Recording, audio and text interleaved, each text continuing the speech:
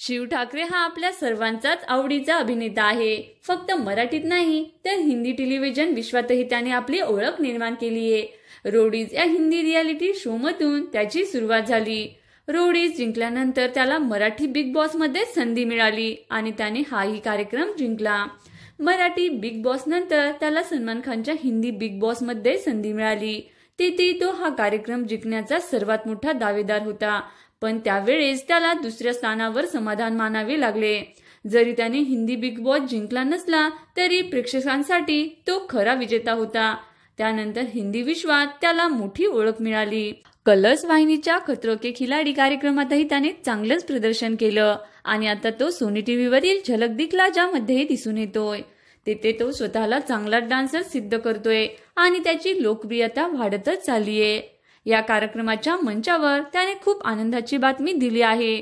शिव ठाकरेने सांगितलं की त्याने मुंबईत स्वतःचं नवीन घर खरेदी केलंय आणि हे ऐकून सर्वांनाच खूप आनंद झाला। आपणही शिव ठाकरेला शुभेच्छा देऊयात आणि अशाच नवनवीन माहितींसाठी व्हिडिओला लाईक करा, शेअर करा आणि चॅनलला सबस्क्राईब करायला विसरू नका।